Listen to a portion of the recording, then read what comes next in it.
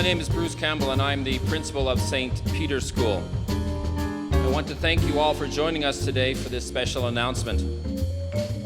I would also like to welcome Robin Luff, who is our MLA for Calgary East. This school is in the riding that she represents.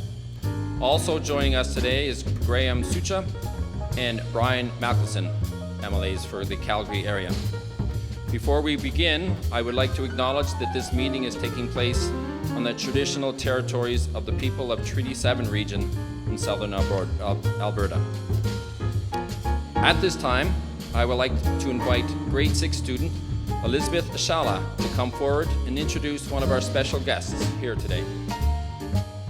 On behalf of our school committee, I would like to welcome Premier Notley to our school and invite her to speak.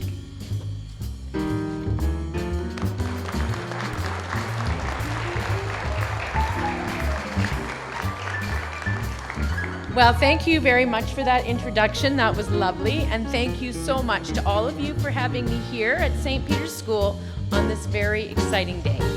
So it's so great to be here on the historical lands of Treaty 7 to talk about our children's future and how we prepare them for success.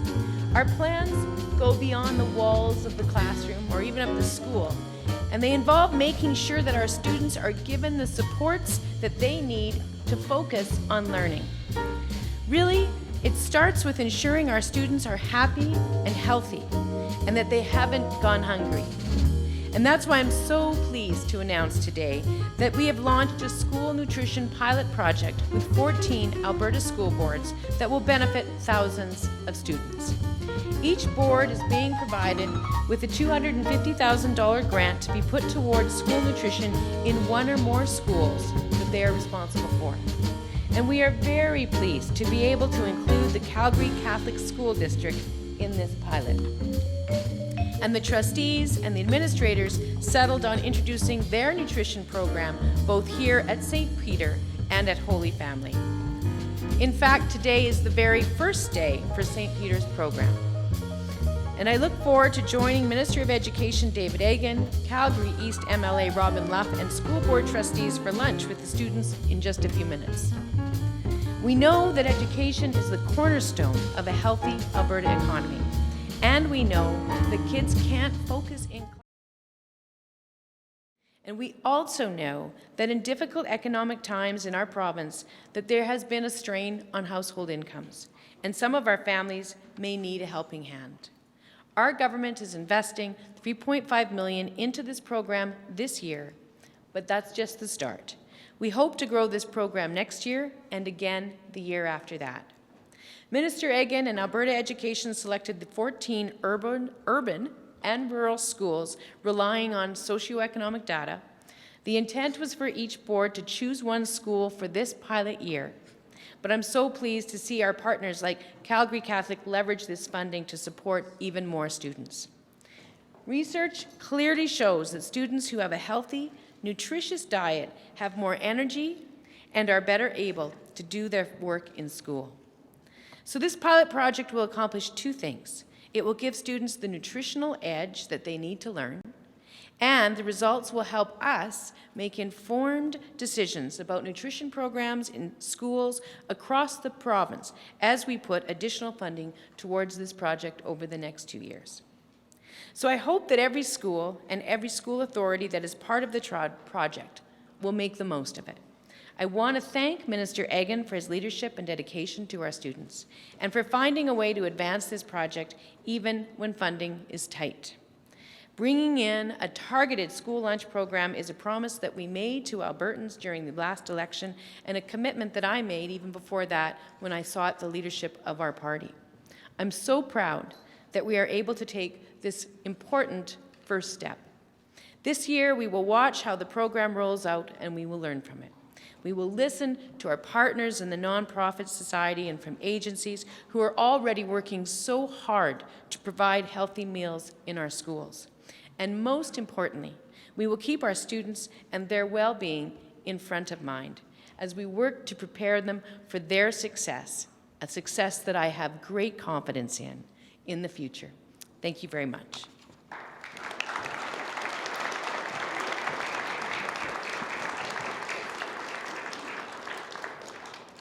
Thank you, Premier Notley. At this time, I would like to invite Board Chair and Trustee for Wards 9, 10, and Chestermere to speak on behalf of the Board. Thank you very much, Principal Campbell, and good morning, everyone. They're always so polite here at this school, and all of our schools here in Calgary Catholic. We're very proud of you. I'm very happy to be here at St. Peter's School this morning, representing the Board of Trustees of the Calgary Catholic School District, and to share with you in the celebration of the launch of this very exciting nutrition program. We're honored to be a part of such an important collaboration and pleased that education continues to be a priority for this government. Programs like this help to strengthen our communities and help us to ensure success for all students. Health and education are interdependent. We know that healthy learners are productive learners. Children spend a large part of their day at school, and research has shown that children do not perform at their best if they are hungry or do not have access to nutritious food. The funding received for this pilot program will ensure that all students, both at St. Peter and at Holy Family schools, will have access to nutritious lunches Monday to Friday to help to sustain important learning throughout the day. Our aim is to operate school environments that support a holistic approach to nutrition.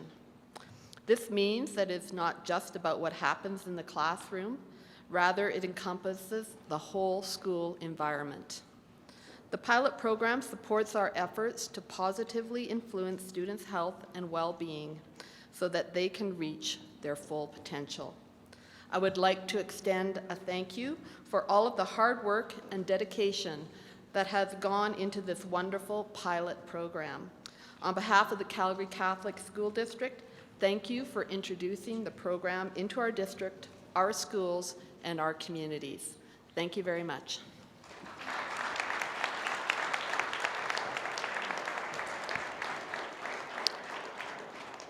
Thank you, Chair Lowe. As principal at St. Peter's School, I am thankful to be a part of this pilot program. The relationship between nutrition and education can make all the difference in a student's educational journey. Nutrition benefits not only the body, but also the mind, and is essential for student success.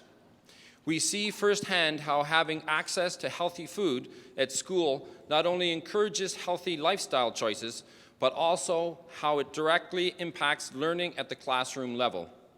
From a renewed focus on schoolwork to improved grades, healthy food fuels increased participation and contribution in activities and exercises.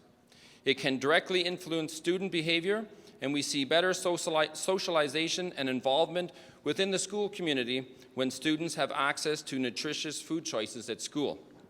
Student health and wellness play a big role in creating a positive and caring school culture. By providing a nutritious lunch to all students, this pilot program will be an important element that goes a long way to continuing to ensure a positive and beneficial relationship between learning and achievement. I would like to extend a special thank you to Premier Notley and Minister of Education, the Honourable David Eggen, and their teams, and I would like to thank all of you for being here today.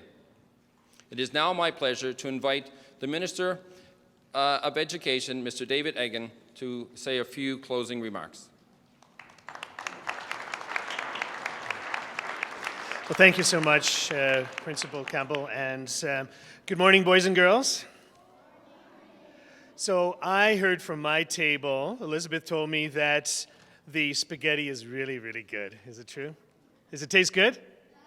All right, good. Well, thank you so much to Meals and Wheels. Thanks so much to Calgary Catholic as well, school board, for helping us with this pilot. We have, as the Premier mentioned, 14 school boards right across the province, 31 different schools participating as well. The creativity that has gone into building different programs across the province is quite astounding. We have partnerships set up, for example, in in Medicine Hat with the local greenhouses to provide food. We have many programs across the province where they are building, with the kids growing the food as well.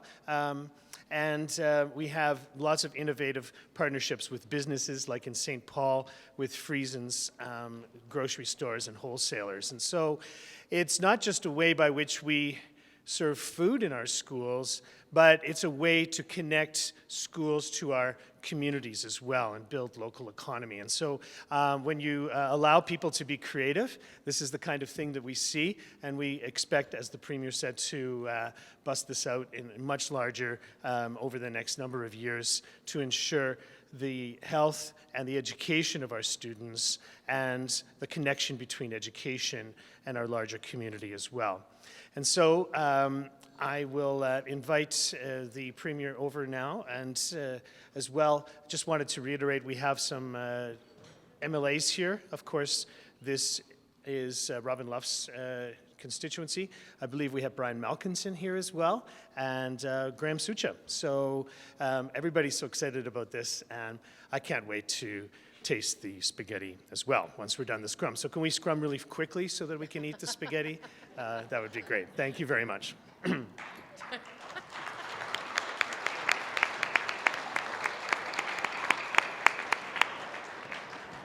We're going to open it up to questions now. If you're a reporter in the room, I'll just ask you to use the question mic that is hidden in between the cameras on the floor here. So I'll just give you a minute to line up there.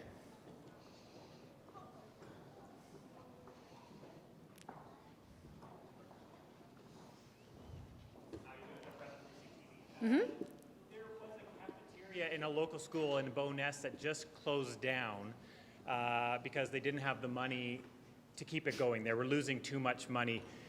Is this program just the beginning? Is there more money being planned to put into the nutrition after this?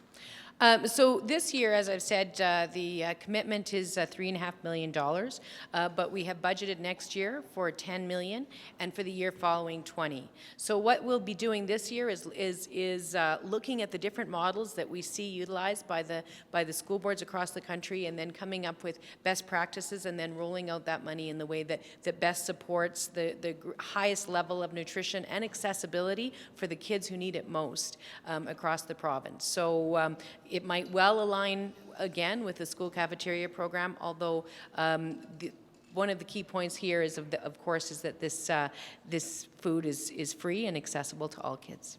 And there will be no more money budgeted towards the school boards for them to maybe finance the food in their schools, or this is going to be separate from the budget? Well, this money is being granted to the school boards, and so as I said, 3.5 this year, 10 next year, 20 the year after. Thank you. Carolyn from Global Television. Would you like to see a national program for school nutrition? Well, I think, in the long run, we've seen certainly in other jurisdictions that there have been excellent evidence to show that when you really take care of your kids, right at that very early, those very early years, that you see really positive outcomes down the road. School nutrition is something that is provincially funded, typically through education. So it's something that you might want to see. I suppose theoretically you could see it through the health as a preventative piece.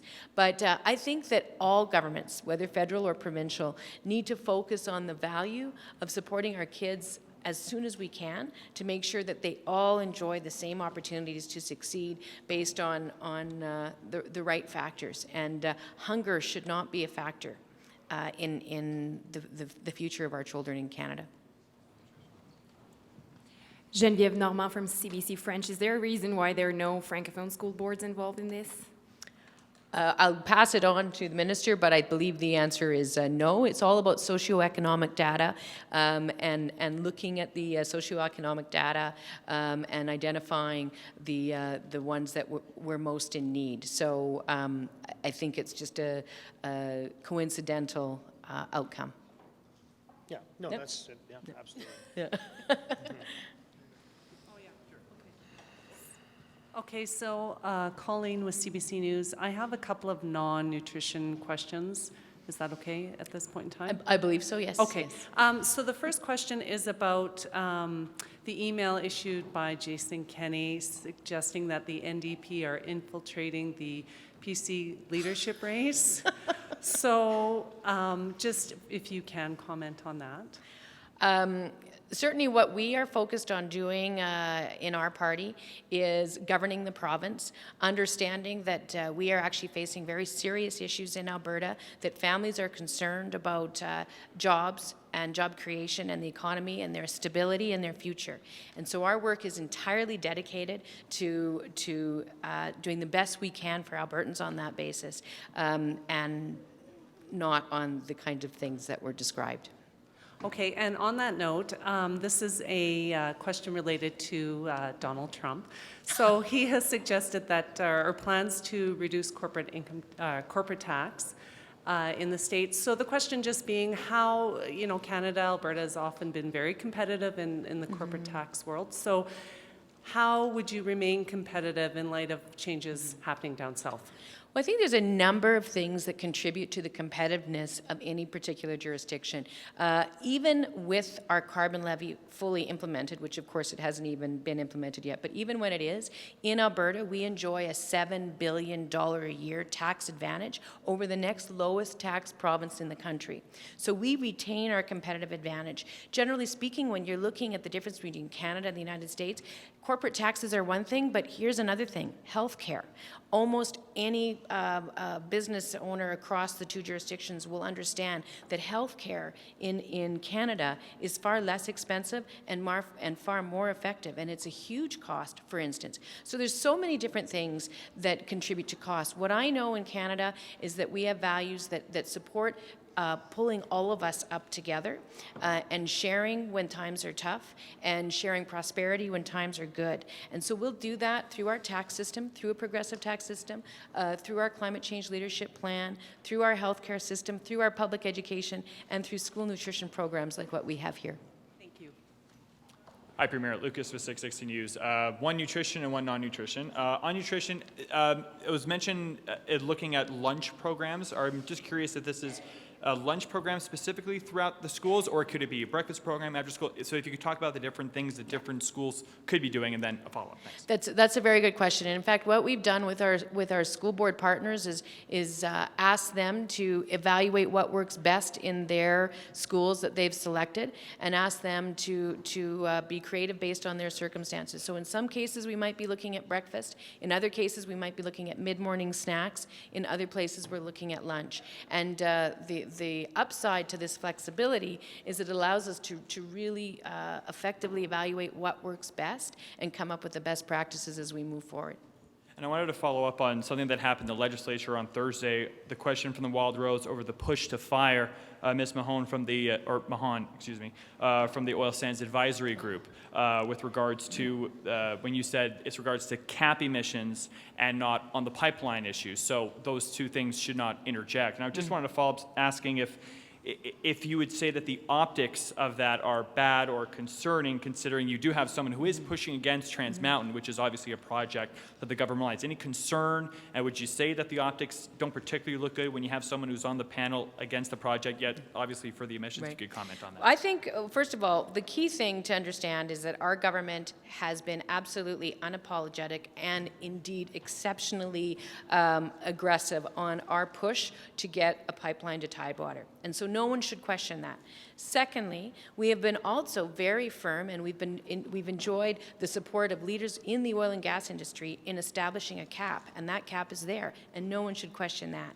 And thirdly, what we believe is the right way to go is to bring people with disparate opinions together to find common cause. So for instance, on the Oil Sands Advisory Group, we have an environmentalist and we have a number of industry people working together to figure out the best way to manage within that cap. That's fine. They otherwise disagree, but they're working together on that. People will disagree, but the way forward is to find common cause, not to develop silos, and to develop your own echo chamber, and then be really surprised when no one agrees with where you're going. So we've adopted a very distinctly different approach to managing these issues, and on the contrast, I don't think that the optics are bad. I think the optics are inevitable, and they are a path to progress. Maybe a few questions for Minister Eggen. So will all the students in the 31 schools will be involved in this? And if so, how long this is going to be, how long the pilot is going to last? The schools can make choices about how the nutrition program is administered, and school boards as well. And so we have targeted programs in some schools. I see universal programs in others. I think the most common one I see is that anyone who wants a meal is certainly welcome to have it, and that seems to be the most common theme I see amongst the 14 school boards. And so the pilot continues on, but it's really, as the Premier mentioned, it's ramping up over time. And of course, we would like, with circumstances allowing, to have school nutrition programs in as many schools as we possibly can around the province over time. And so my understanding is that lunch or breakfast will be provided to the students, but will there be some sort of theory attached to it? Like, will there be classes, like courses on how to eat well? Yes, very much so, yeah. Yes, that's very an important part of the program, that the parameters that I set for all school boards is that there is an education component, and we're developing a curriculum to go with this, of course, and as part of a larger curriculum development. But this is really targeted and happening in schools like St. Peter's here now with the onset of the program. And so, for example, in Calgary Catholic, they are setting up a program to use some of their cooking facilities to bring parents in as well, to be cooking and learning different recipes and so forth, and perhaps new Canadians learning to work with new foods that they find here in Calgary, and then extending that education out that way. And so, I mean, food is a wonderful way to link community, to link culture and to education together. And it's something that we all don't just need, we love as well. And it creates an atmosphere that extends past the classroom, past the school walls, and into the general community. So yes, we have a curriculum, and the program is being used here right now today, and we will break it out larger as we reach out to more and more schools.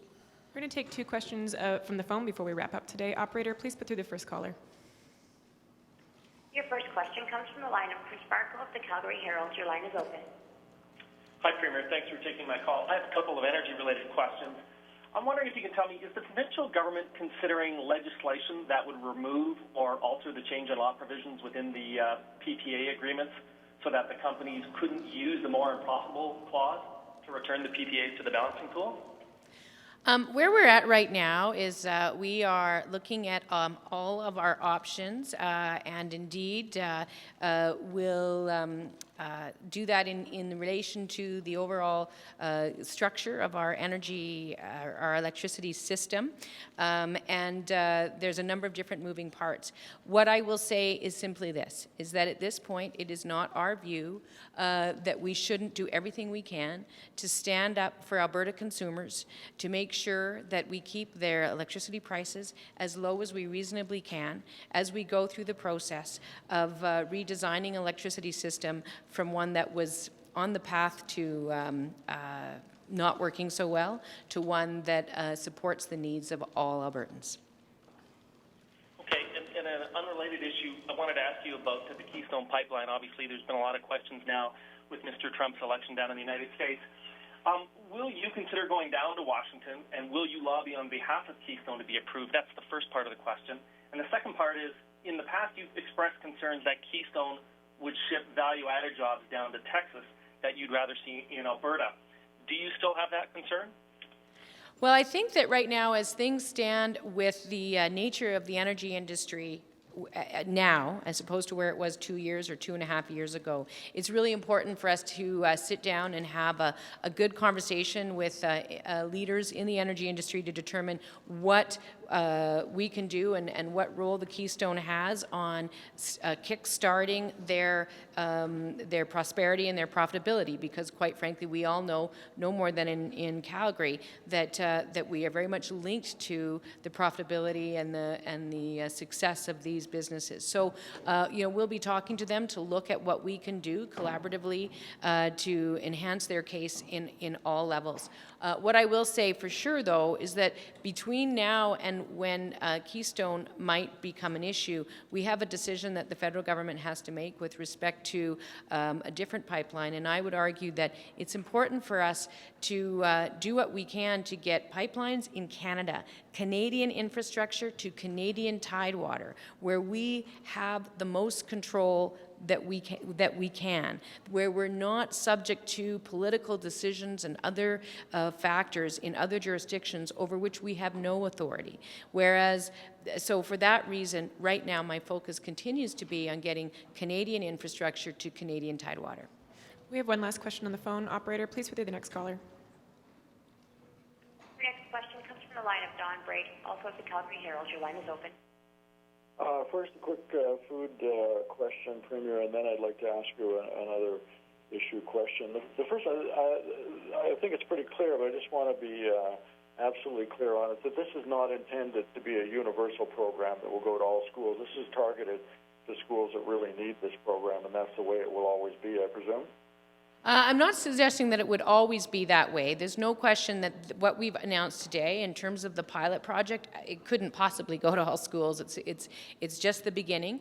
So what we, as I've said before, what we've done is we've identified a certain number of school boards based on need, and then we've asked those school boards within their own jurisdictions to select 1 or 2 schools based on their assessment of need. And then as a result, we'll have over 20 pilot projects across the province this year, and then we'll be able to evaluate what works and what doesn't. The issue of universality over the long haul is one of those things that will be evaluated. But, there's a great deal of need, and obviously as you slowly ramp these things up, you start where the need is greatest. And so that's what we'll be doing at this point. But in any given school, as the minister already identified, universality tends to be the dominant principle, although not in every pilot project that we're seeing so far.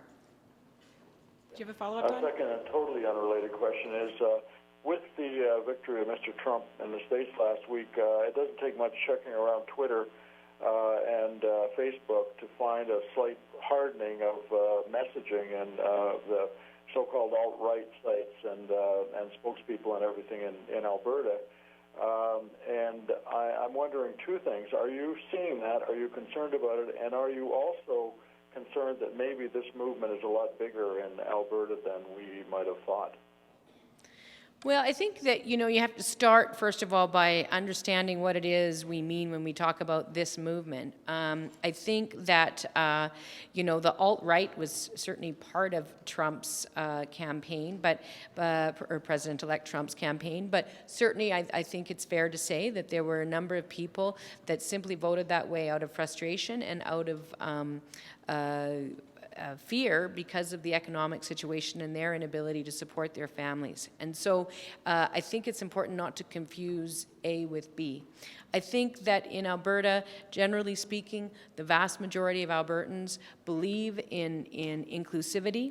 They believe in mutual respect. They believe in civil discourse. And they believe that it's absolutely appropriate to disagree, but to do so in a way that allows you to have an actually thoughtful conversation. That's the Alberta that I know. That's the Alberta that I grew up in rural Alberta as well as in urban Alberta. And that's the Alberta that I expect to see in the years to come. Thanks, everyone. That concludes our program today.